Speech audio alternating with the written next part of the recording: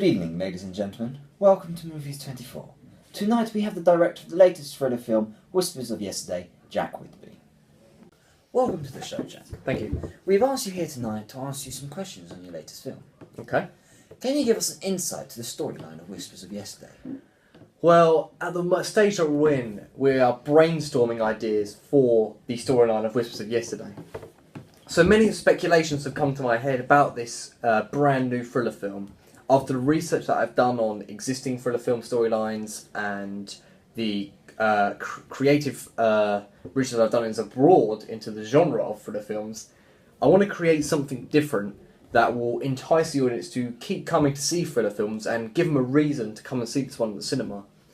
Though I do want to keep with the basic storylines of maybe a good versus evil, protagonist versus antagonist, and along those guidelines, I want to keep it simple, yet have twists in that simple structure to create my own creative storyline. So, going back to your question, the idea we have at the moment is kind of, we have a protagonist is a male, and something about this male, he's not quite sure where he fits in life.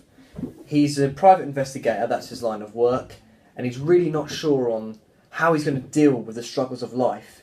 You know, with the line of work of being a private investigator, you create a lot of enemies, a lot of personal enemies. You are told to go out and take down these big corporate drug deals and drug busts, you know, but with the line of private investigator, it's much different to a police officer, because a private investigator, he's under the law. If he gets caught, he himself could be thrown in prison, and that's something I like about the protagonist we have in development, the fact that he's not a good guy, he just does what he has to do to get through, as you see, if you can believe that. He's not this kind of Batman where he's just playing good.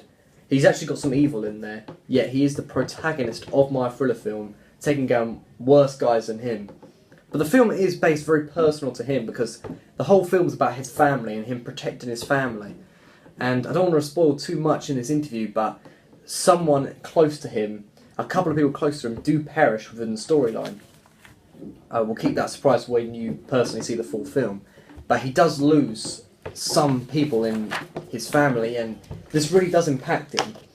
He tries to go off the radar, and I'll leave that surprise too, from preventing this to happen, but obviously it doesn't work. And when he finds out that not only is these two people very close to him have perished by these corporate bad guys, they're continuing the search for his family. So even though they don't know where he is, they're still going after his family. And at this point, he's already lost close people that meant the world to him. So he doesn't want to lose any more people. So then, therefore, he goes out and, you know, puts himself back out there and tries to find out what's wrong, shocking his family and the person he's trying to protect, that he's actually still there and still around. And obviously this person is going to be very shocked and angry and upset that he's just disappeared off the radar, but now he's back to protect his family once again. And the idea is that it's a revenge/betrayal story. You have the revenge of these corporate bad guys, these drug busts that are coming back to kind of get back at this character that I've created for the stuff that he's done to them in the past. And that would be taken out of their family. But it's also a betrayal story as well as revenge, because some people that he thought he could trust back in the day have actually, over the years that he's been off the radar, joined these bad guys and actually sided against him and trick him into thinking that they are his friends, and well, in actual fact, these are actually probably worse than the guys he's faced before. So this relates to a lot of action-based, you know, crime, not so much crime fighting, but kind of gangster warfare. You can imagine the type of people that sell drugs, the stereotypical gangsters. And overall, this character, this protagonist, is not such much a good guy in the fact that he's going to arrest them. He's going after them to not only stop the drug busts and save his family, just to put an end to it all. So you can imagine the type of violence is going to be in there. Obviously the violence will not be too much, because my target audience has actually ranged from a 12 to 13 years old, to 23 years old. It's quite a wide target audience, but I feel that keeping it at this kind of length allows me to expand it if I need be in the future. And probably if you range this wide, people in their 40s may bring their teenage sons to see it, and you can see we can kind of get a wide range of people come to see this film. And anyway, going back to the storyline, the question you ask, at the end of this kind of warfare, something's obviously, he has to try and fight his way through. And at the end of the film, when he feels like it's all said and done and he's defeated all these people coming after the people he's trying to protect, and he feels that the person he's trying to protect is safe enough and has started their own family and protection to prevent any more harm to his family, he will actually take a twist and, well, let's just say for now, something will happen to him that people may not believe and may not expect coming at the start of the film. When they actually see it happen, they may completely not see that coming. And the reason I've done this is because with the research I've done into storylines, people like to see the unexpected, they like to be surprised, and when thriller films take a different approach to something that they don't usually see, it really does entice them and intrigue them into seeing the film. Thank you, Jack. Could you tell us more about this protagonist you have been explaining to us? Yes, I will. The protagonist, obviously I boosted him up quite a lot when I was deciding the storyline, and that's because the whole plotline revolves around his character. I will tell you now that the character's name is John.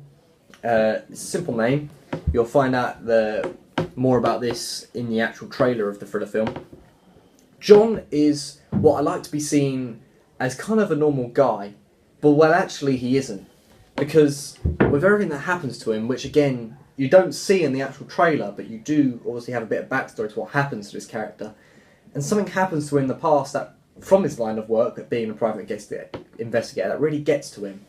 He starts to get, really emotional, and he's not so much an emotional character that you see, but you can see the emotional effects that this kind of situation has had on him, this line of work has had on him. He starts to become a heavy smoker. He drinks. You can just see in the way he dresses, and kind of, yes, he dresses in quite smart clothing, as shirt, he does wear a suit, but it's only one ever shirt, it's only one suit, it's only like one normal outfit, and it's never with like black trousers, always in jeans. So you can tell even from his costume that something about John really isn't what you expect. You want to know more about why he's like this, and you do find that out in the trailer. I'll give you a heads up for that. Oh, well, you will find it out in the trailer, should I say. So, John, in a nutshell, is this character that he's had a hard time, and he kind of accepts that his life is not what he planned it out to be when he was young, and what his parents said he could be anything. He kind of takes this line of work where he isn't a good guy. He's a heavy religious man, I can tell you that. He's a heavy Christian, so he does believe in heaven and the afterlife. And basically, overall, his character is just playing on the down low. He doesn't too much care. There's one thing that he watches every day, and when this thing stops happening, again, you'll find this out in the trailer, you will kind of start to see that things aren't as it seems, and something is wrong, and I can tell you now that that relates into the revenge betrayal storyline that I was speaking about.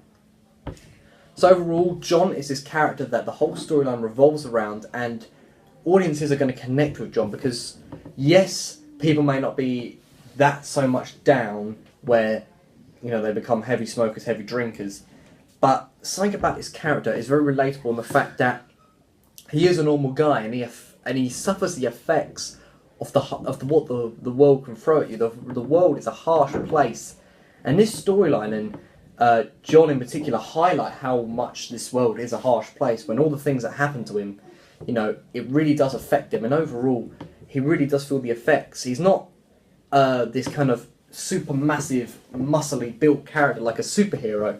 He's a down-to-earth guy who just does what he has to do. I mean, in fights, he doesn't often, unless it's a guy superior, smaller to him, physically smaller than him, he will not go at him with, just his fists. He will have a weapon in there. So as you can see, he's not the brave.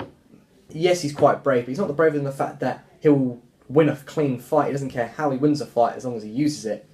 So his character overall is kind of this deep, dark, mysterious character, and you will find out a lot more about the character of John when you watch the trailer for the film Whispers of Yesterday.